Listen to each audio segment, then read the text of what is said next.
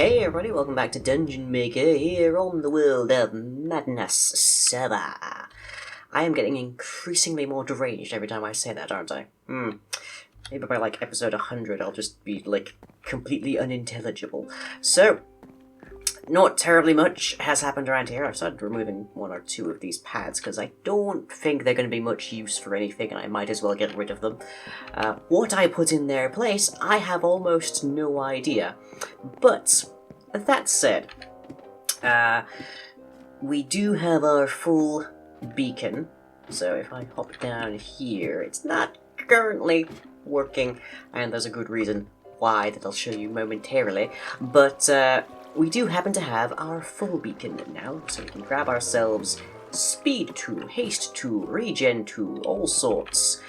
But it's not currently working because there's something blocking it in the sky, so...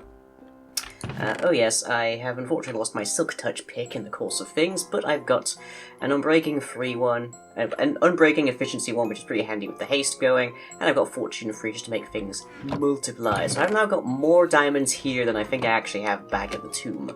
So, anyways, if we... Oops, somebody's around somehow. Probably jumped into the water to stop from burning alive. Well, unalive. Undead. I'm not quite sure how to describe this phrase. Anyways, need to make some more trees, because I'm kind of out of lumber currently, and that's a piece of rotten flesh from somebody that tried to escape the fire. Okay then. But the big development, as you are probably already wondering, given this line of cobblestone going up to the sky here, is that, which has just been conveniently covered by a cloud. How helpful. Give it a moment, it'll be visible again. There we go. So up there is the first layer of our general non-slime mob spawner. So that is built all the way up at level 255 and down. So it's about 255 to 251, I believe, or 252. And there's a reason that it's built this high up, which I am going to explain to you in a moment, after you watch this thing get built. So, enjoy the time-lapse while I spend an age climbing this ladder.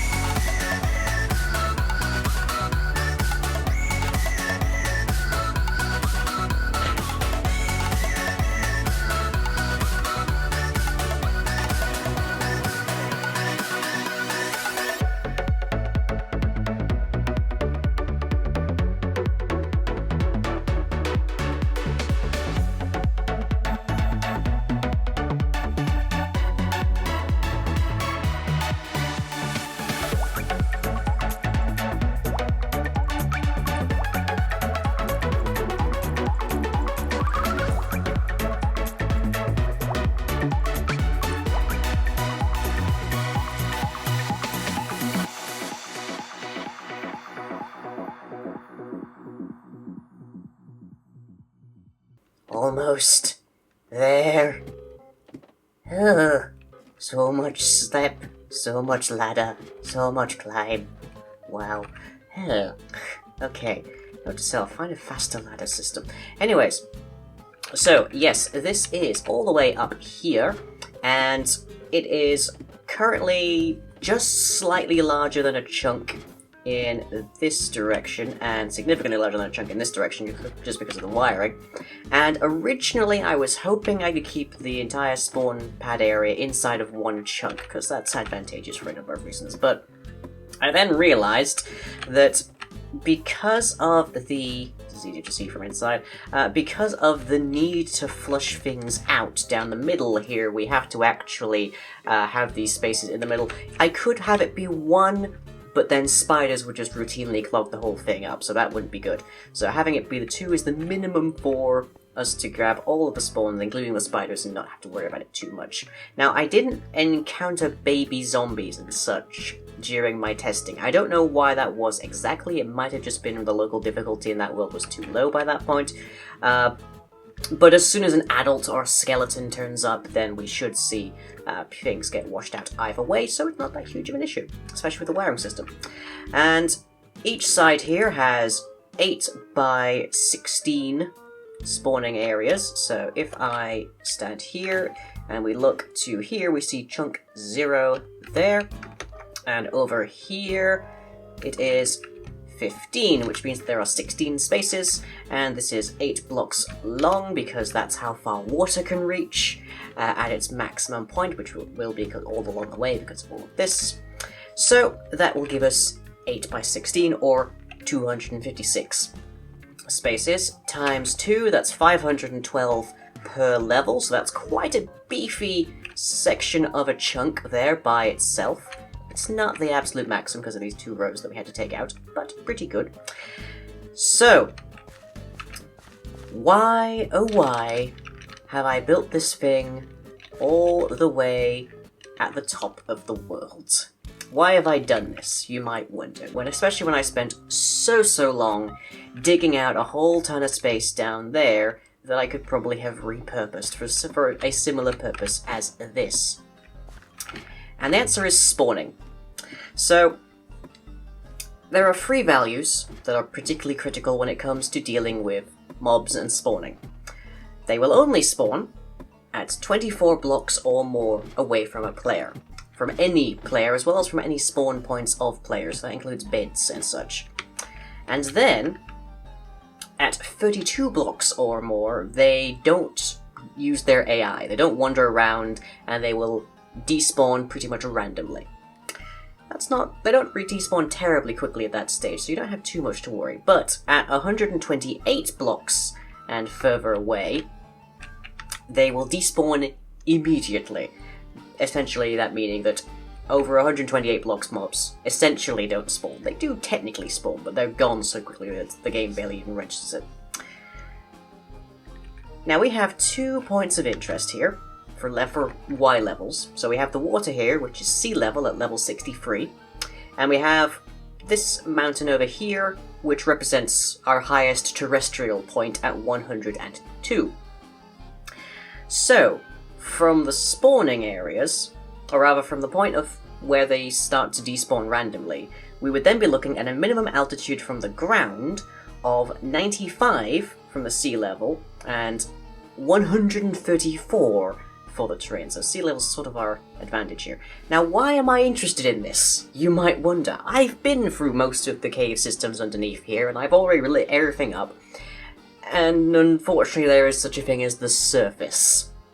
Because I haven't lit up all of the surface, at night, mobs can spawn there quite happily, and that will drastically reduce the efficacy of our mob spawner up here. And if I did build this all the way down there, I would have an even larger area. So because that's a spherical region. That's not a square. And that makes it more effective for us to build our grinder high up in the sky as we can. And then we have a slight thing that we have to work out. Basically, the issue here is, if I built this thing at near ground level or underground level, I'd be dealing with what's called perimeter space. Which is that I would need to take about a 15 by 15 space around where I'm standing whenever I'm trying to get the mob grinder to work for the entire thing to actually stop spawning monsters wherever I don't want it. And we unfortunately have neighbors right there, so unfortunately there's about 4 chunks that we can see there, maybe 5. I don't think I would necessarily strike it, but having a huge area like that made completely spawn-proof in both the surface and the underground is just not practical at all compared to just building this thing really high, even if the ladder climb is a massive pain in the butt. But anyways, so we've got our altitude where we need to be in order for us to avoid things spawning from the sea level, because that is 128 plus 63, otherwise known as 191, also known as where we are currently standing.